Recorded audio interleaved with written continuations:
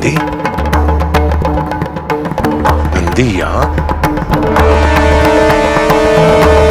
मेरे भवन में रूप बदलकर भेजने का दुस्साहस।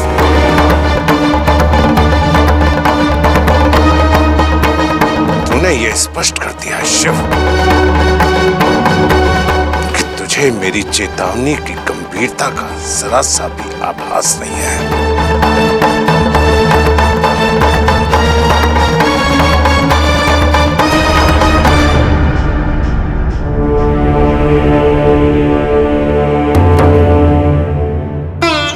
मैं धन्य हो गया, धन्य हो गया मां, मैं धन्य हो गया, धन्य हो गया मैं। मां के दर्शन हुए मुझे।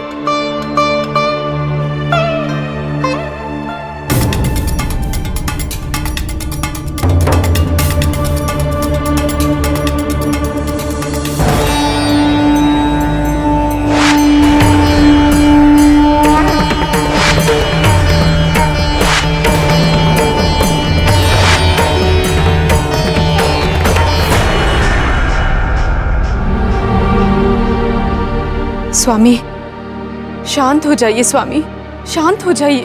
सती को उसके कक्ष में ले जाइए। स्वामी, इसमें सती का कोई दोष नहीं है स्वामी। आप कोई भी निर्णय लेने से पहले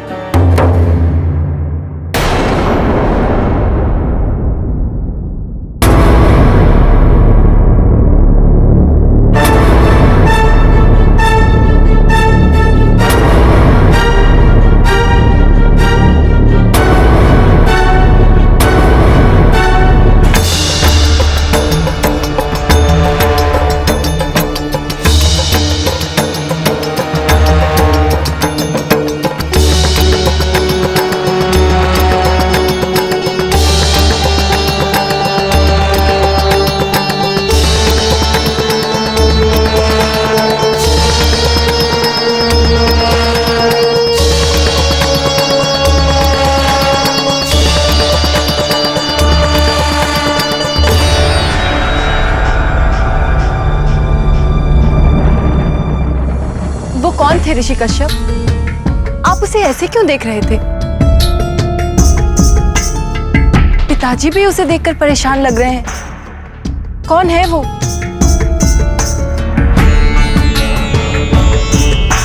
मैं इस संदर्भ में कुछ नहीं कह सकता। कृपा करके ठहरिए। मैं जानती हूं आप मुझसे कुछ छुपा रहे हैं।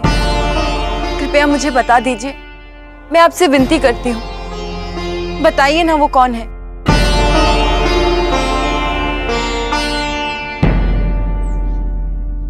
वो नंदी था। नंदी? कौन है वो? भगवान शिव की सवारी नंदी। क्या?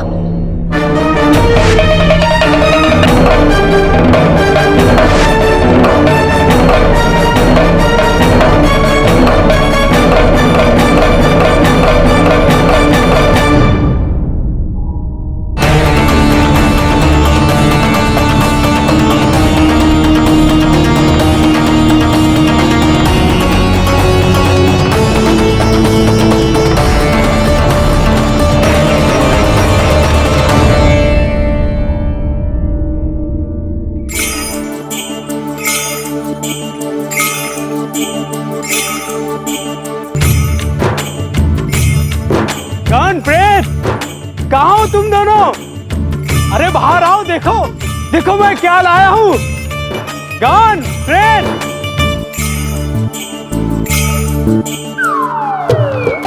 गान प्रेत, देखो देखो मैं क्या लाया हूँ। अरे चलो चलो, मुझे महादेव को बताना है कि मुझे देवी के दर्शन हुए हैं। देवी के दर्शन हुए हैं।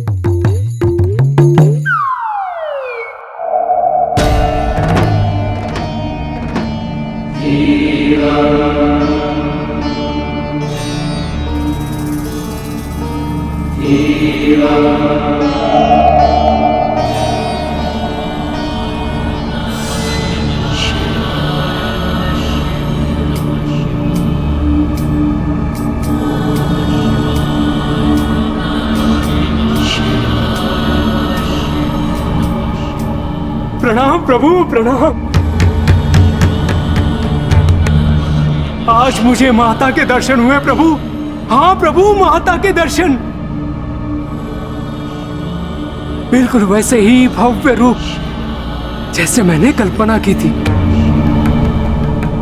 और देखिए प्रभु, मैं वहां से क्या ले आया। देखिए प्रभु, देखिए। आंखें खोलिए ना प्रभु। प्रभु, प्रभु,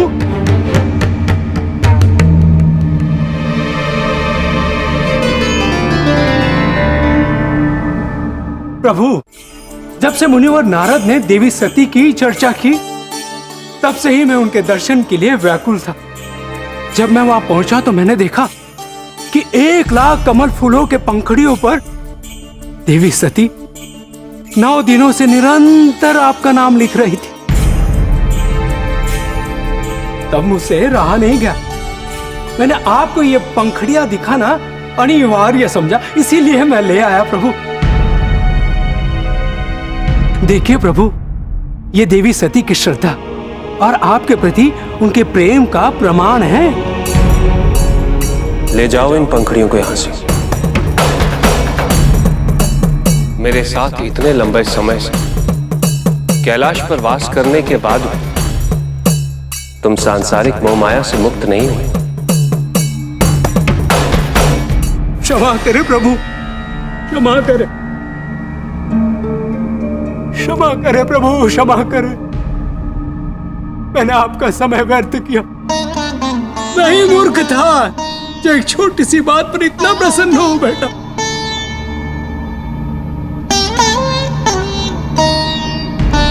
क्षमा करे।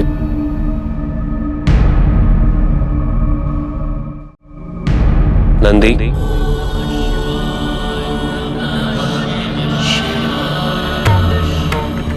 मेरा उद्देश्य तुम्हें दुखी करने का नहीं है। तुम तो मुझे अत्यंत प्रिय हो, पर तुम्हें यह समझना आवश्यक है कि मैं संसार से वैराग्य ले चुका। नियम, रीति नीति, सभी सांसारिक संबंधों से मुक्त हो चुका हूं। अधिकांश समय तप में रहता हूं, ऊंचे पर्वतों पर, कभी घने वन में तो कभी शमशान में। कितने वर्ष बीत जाते हैं और मुझे किसी की सुध ही नहीं रहती। तन ढकने के लिए जो मिलता है ओढ़ लेता हूं। नंदी, मैं विवाह के लिए वैराग्य छोड़ नहीं सकता, और यदि मैं वैराग्य छोड़ नहीं सकता तो अपनी जीवन शैली की ऐसी कठिनाइयों में किसी को बांधना उचित नहीं होगा। जो मैं समझाना चाह रहा हूं वो यही है। जरा सोचो, एक स्त्री की चर्चा से ही इतना वाद विवाद हो गया, तो उसके आगमन पर क्या दृश्य होगा। तुमने जो किया मेरे भले के लिए किया, मुझे उसकी प्रसन्नता है। अब जाओ, विश्राम करो।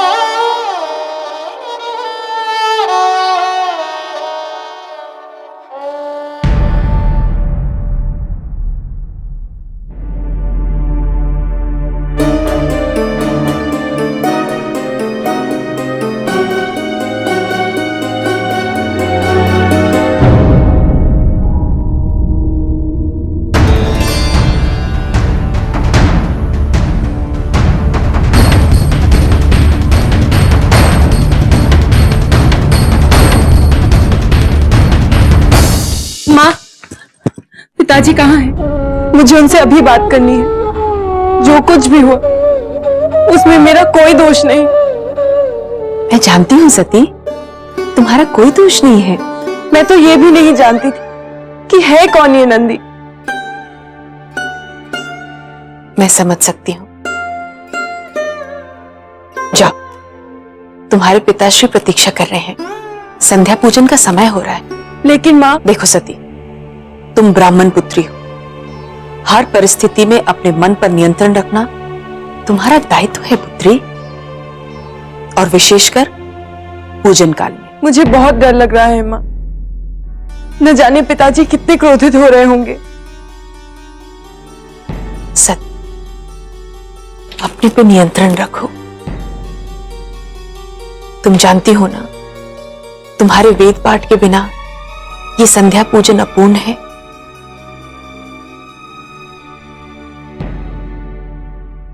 जाओ, तुम्हारे पिताजी तुम्हारी प्रतीक्षा कर रहे हैं।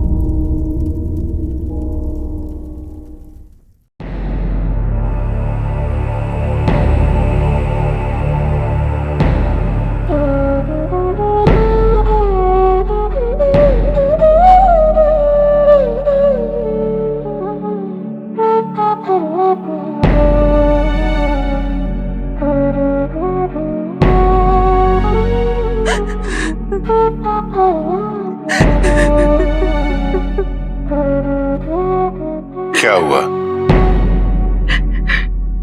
तुम रो क्यों रही हो पुत्री?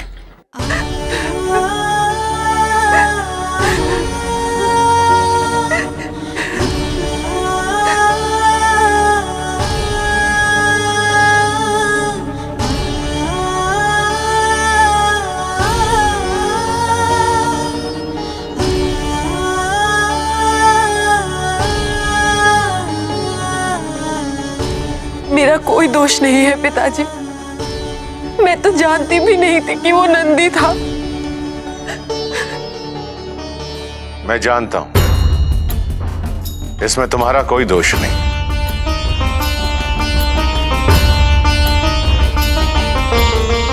तो फिर आप? मैंने देखा था आपको क्रोधित होते हुए। पर तुम पर नहीं पुत्री,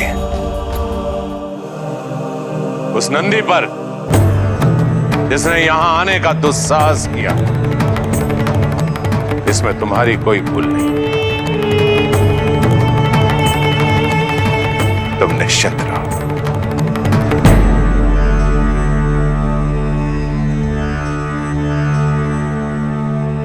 शंकाओं और प्रश्नों का अंधकार बढ़ता जा रहा है और मैं उनमें भटकती जा रही हूं। उजाले की एक भी किरण दिखाई नहीं दे रही जो मुझे इस अंधकार में दिशा दिखा सके। पिछले दिनों जो कुछ भी हुआ वैसी किसी भी और परिस्थिति का सामना करने की शक्ति नहीं है मुझ में। मैं थक गई हूं पिताजी, मैं थक गई हूं। तुम्हारा कोई दुख, कोई शंका, कोई प्रश्न ऐसा नहीं जिसका समाधान तुम्हारे पिता के पास न हो। तुम निडर और निसंकोच का हो पुत्री। क्यों आया था वो यहां पिताजी? क्या चाहिए उन्हें? क्यों मुझसे मेरा सुख चैन छीनना चाहते हैं वो? क्यों पिताजी? ये मैं क्या देख रहा हूं? प्रजापति दक्ष की पुत्री के मुख पर ये भय किसका? इस भय का एक उपाय है, अमात्य।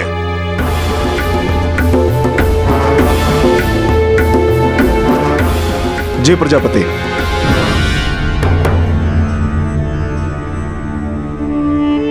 सभी नगरवासियों को सूचित करो कि प्रजापति दक्ष उनसे मिलना चाहते हैं।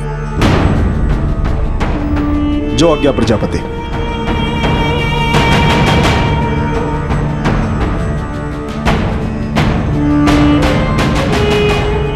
आज तुम देखोगी पुत्र कि तुम्हारे पिता के समक्ष संसार की बड़ी से बड़ी शक्तियां कितनी निर्बल है।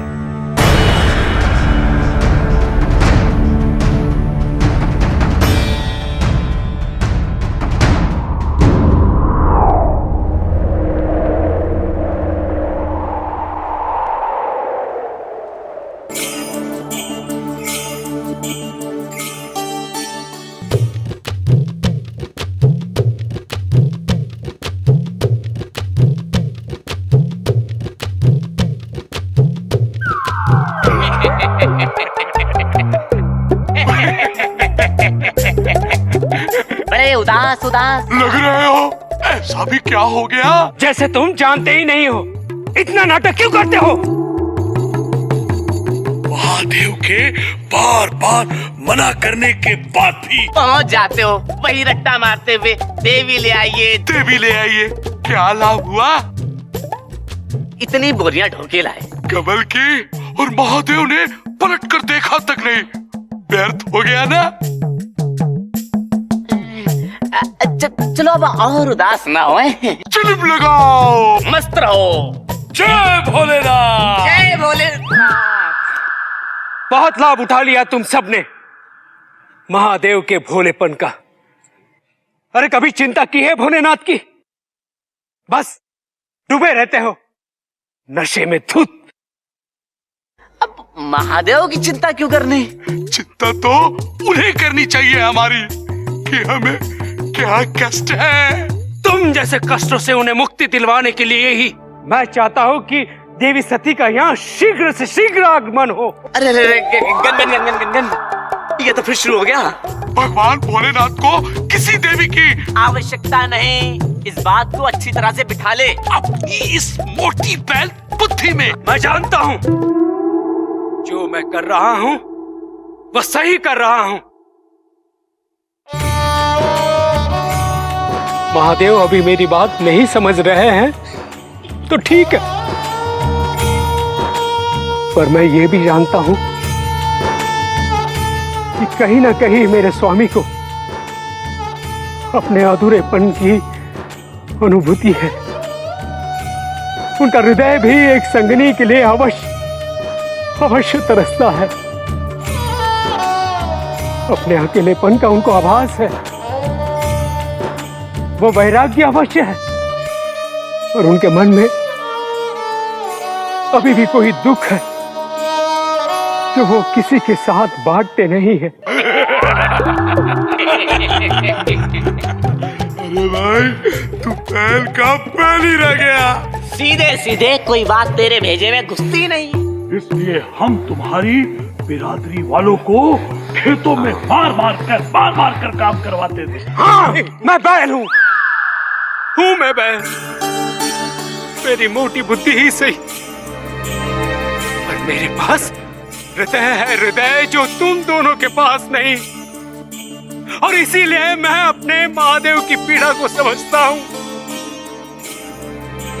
और मैं उनकी भलाई की परवाह करता हूं। दुर्भाग्यपूर्ण बात तो यह है कि इस कार्य में तुम दोनों मेरा समर्थन करने के बजाय सदैव मुझे नीचे गिराने का प्रयत्न करते रहते हो। नहीं, ऐसा नहीं है। मैं समझता हूँ, उससे तुम्हारा कष्ट अब और ज्यादा देखा नहीं जाता। मैं समझता हूँ कि यहाँ पर एक स्त्री की अति आवश्यकता है। अब मैं कुछ उपाय करता हूँ, मैं सोचता हूँ। हाँ, उपाय मिल गया, गन उपाय मिल गया। अब तुम एक ऐसी स्त्री ढूंढो जिसमें कमल के फूलों पे लिखा हो प्रेत प्रेत प्रेत। मैं भाई उससे विवाह करने के लिए तैयार हूँ। हंसो जी खोल कर हंस लो मुझ पे, पर वो दिन दूर नहीं जब देवी सती को महादेव सहज से स्वीकार करेंगे और देवी का आगमन यहां हो जाएगा। ये तय है, और ये होकर ही रहेगा।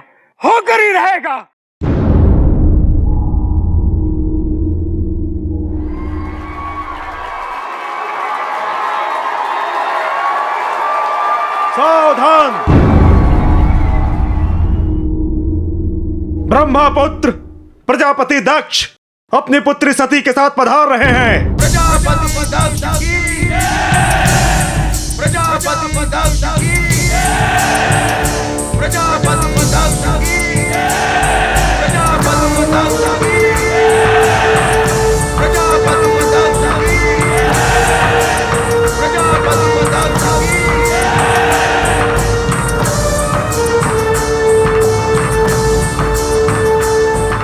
पुत्री आ गया।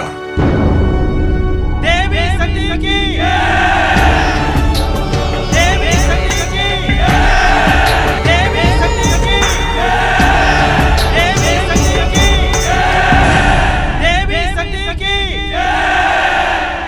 यहां उपस्थित अपनी प्रजा से मैं ये जानना चाहता हूं, क्या आपको विश्वास है कि मैं किसी भी परिस्थिति में आपकी रक्षा कर पाऊंगा?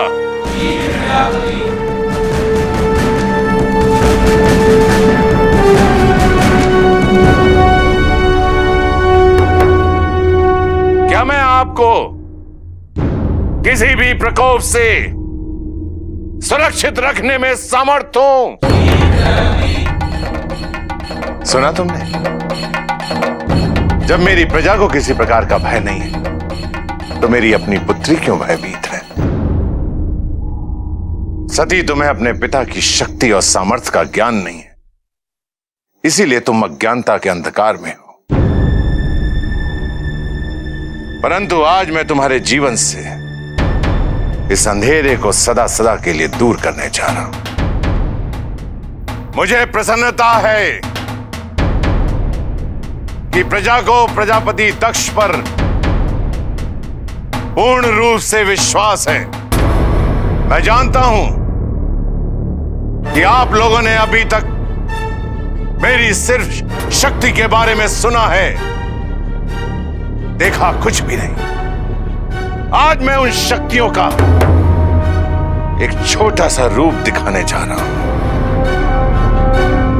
यदि किसी के मन में कोई शंका है या कोई भय है, तो वो भी दूर हो जाएगा। अमात्य,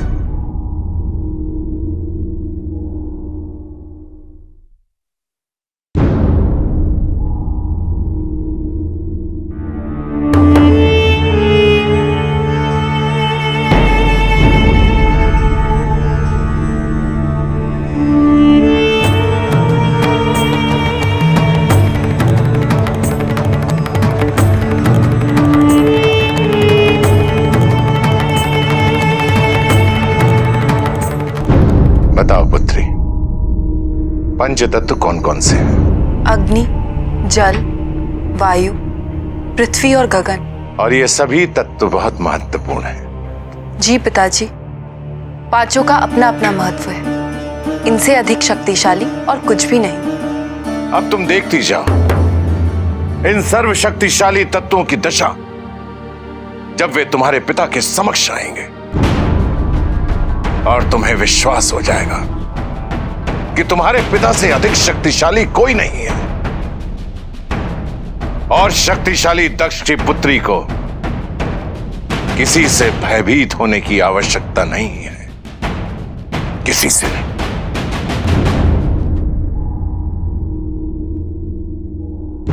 अमात्य,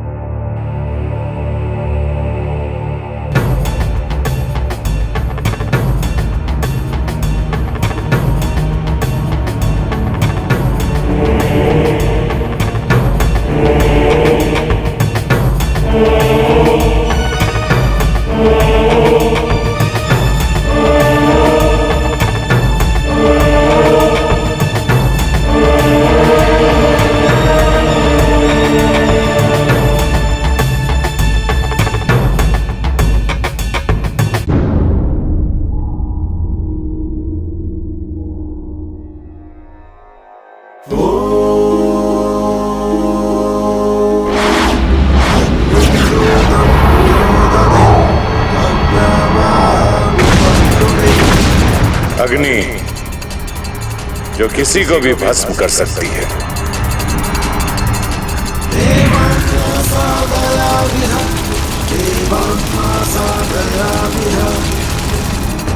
अग्नि, मैं प्रजापति दक्ष तुम्हें ये आदेश देता हूं कि इस चावल के तिनके को जलाकर भस्म कर दो।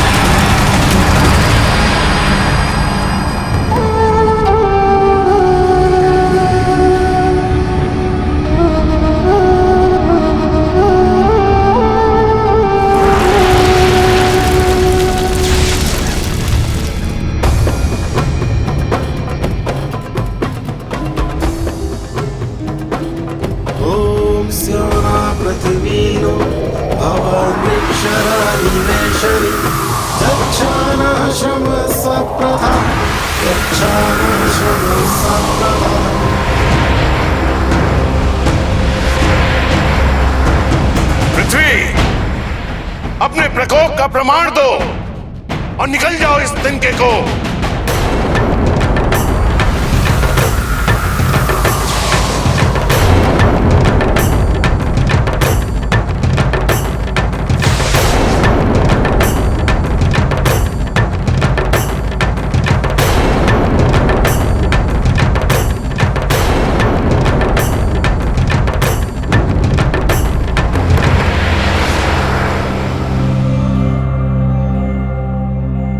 देखा पुत्री,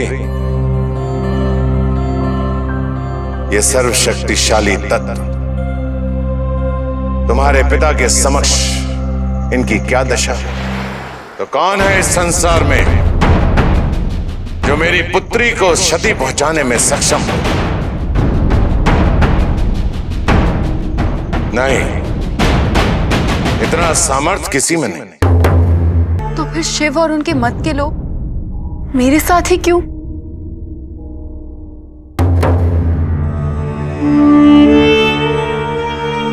तुम्हारे उद्यान में जो पौधे हैं, यदि उन्हें कोई क्षति पहुंचाए तो तुम्हें कैसा लगेगा? अत्यंत पीड़ा होगी पिताजी। इसका अर्थ यह हुआ कि तुम्हें पीड़ा पहुंचाने के लिए मैं तुम्हारे पौधों को क्षति पहुंचाऊं, है ना? उसी भांति तुम्हें क्षति पहुंचाकर वो लोग मुझे पीड़ा देना चाहते हैं।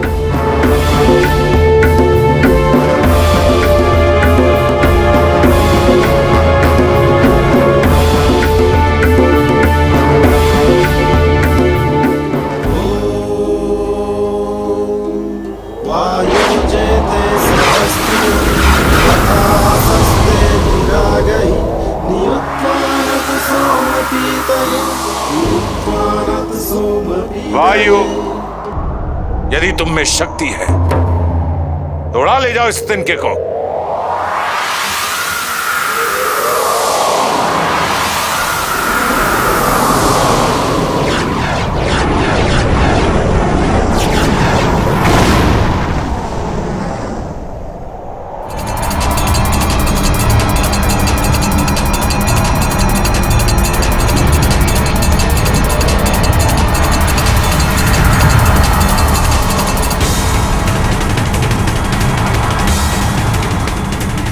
सती, अब भी भय है? अब कोई भय नहीं पिताजी, पर जो कुछ भी हो रहा है उसका अंत कब होगा? बस यही तो वो चाहते हैं कि तुम थक जाओ, हार जाओ, टूट जाओ। और अगर एक बार तुमने ये ठान लिया कि तुम उनके बहकावे में नहीं आओगे, उनकी चाल से व्याकुल नहीं होगी, बस उसी दिन ये सब कुछ बंद हो जाएगा, रुक जाएगा।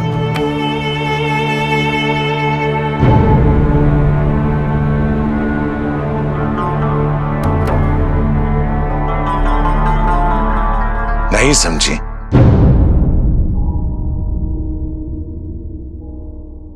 याद करो उस दिन जब तुम दधीची के आश्रम पहुंची, क्या तुम वहां अपनी इच्छा से पहुंची थी?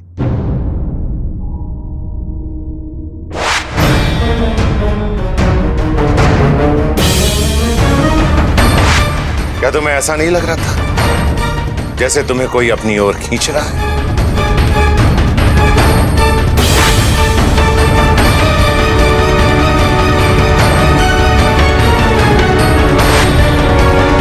वही उनकी पहली चाल थी। उसके बाद दधीची ने तुम्हें उल्टा सीधा ज्ञान देकर भ्रमित किया।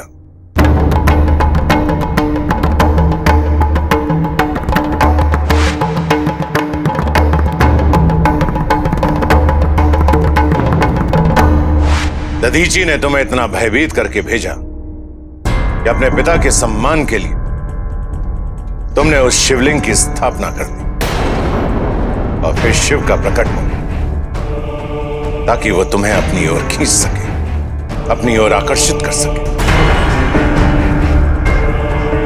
यहां तक कि तुम जब अपना प्रायश्चित कर रही थी तो वो जानते थे कि तुम्हारी मानसिक स्थिति ठीक नहीं। उन्होंने उसका भी लाभ उठाया और तुम्हें भ्रमित करने के लिए चाले चलते गए ताकि तुम टूट जाओ।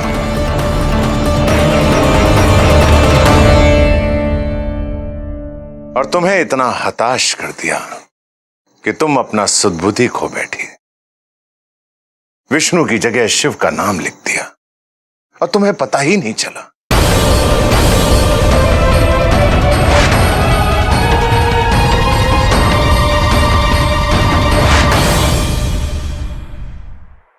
और फिर नंदी को यहां भेजना, यह सब उनका षड्यंत्र नहीं है तो और क्या है पुत्री?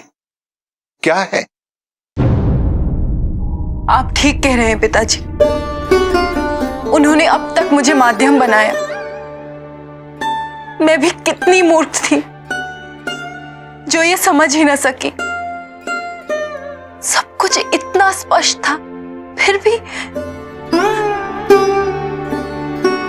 आपने अच्छा किया जो मेरी आंखें खोल दी। आज के बाद मैं उनके किसी भी बहकावे में नहीं आऊंगी।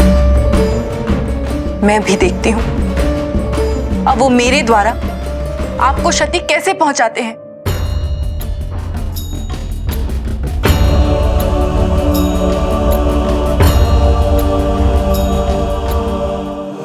अमात्य, मैं एक महामंडल की बैठक बुलाना चाहता हूं, परंतु उससे पहले महामंडल के कार्यक्रम और उसके उद्देश्य के बारे में देवराज इंद्र, चंद्रमा और सप्तऋषि से विचार विमर्श करना अत्यंत आवश्यक है। इनके साथ एक तत्कालीन बैठक आयोजित की जाए।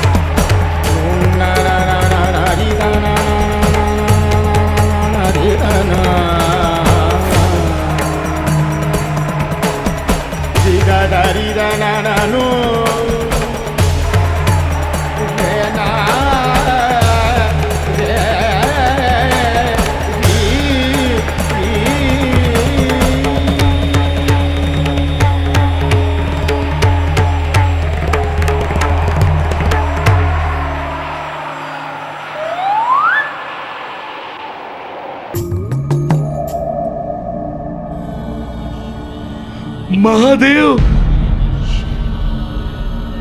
महादेव, आजकल नंदी को अपने काम में मन नहीं लग रहा है। हाँ। ये देखिए, पता नहीं ये कहां से कमल उठाकर इधर पटक दिया है। कूड़ा कूड़ा दिख रहा है। बिल्कुल ठीक कह रहे हो गण, बिल्कुल ठीक कह रहे हो तुम। अब बस ऐसा लगता है जैसे कैलाश की शोभा ही चली गई। अब ये सब लाने की क्या जरूरत थी, और लाना ही था तो उसे सही जगह रख देता। और क्या, जब महादेव ने एक बार कह दिया कि वो ग्रस्त नहीं बसाना चाहते तो पता नहीं क्यों पीछे पड़ा हुआ है। ये तो हमें भी समझ में नहीं आता। नंदी मुझसे बहुत प्रेम करता है। मतलब हम लोग भी क्या होगा? तो क्या हम नहीं करते प्रभु? तो क्या हम नहीं करते? करते हो, तभी तो तुम यहां मेरे पास रहते हो, और मैं भी तुम सबसे एक समान प्रेम करता हूं। ऐसा नहीं कि मुझे नंदी तुमसे अधिक प्रिय है। वो तो है प्रभु। प्रभु, आप चलिए ना हमारे साथ शमशान। कुछ अच्छा समय बिताएंगे अघोरी और कपालियों के साथ। एक दिन अवश्य चलूंगा, शीघ्र। जी प्रभु।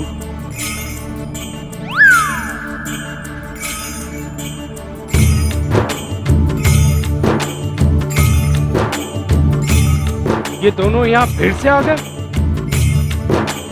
प्रभु, इन दोनों का बस यही कार्य है कि किस तरह आपको संसार से दूर रखा जाए। नंदी, इसमें दोष गण और प्रेत का नहीं,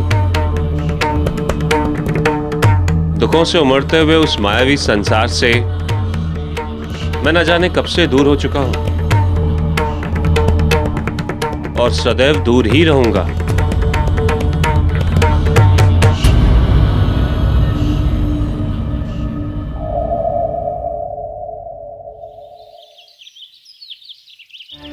सती, अब तो तुम्हारा मन शांत हुआ ना?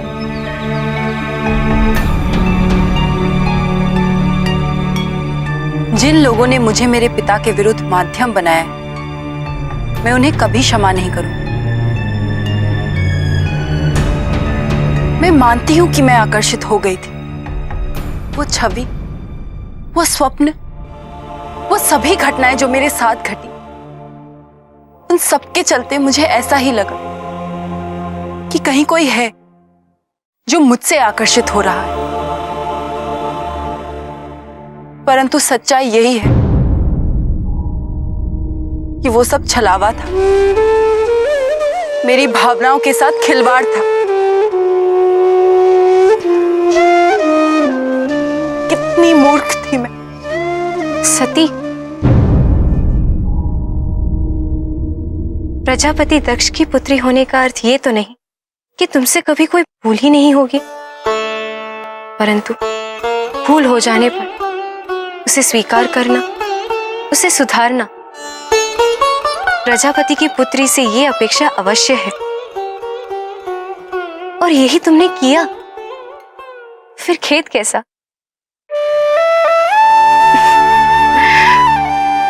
मैं अभी आई।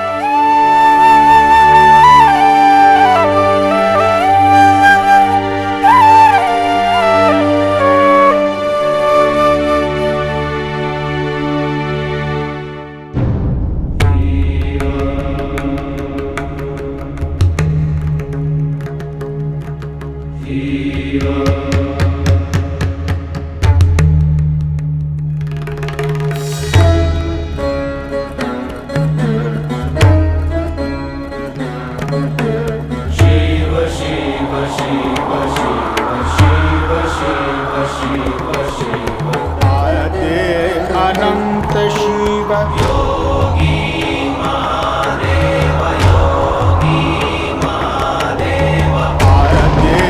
अनंत शिव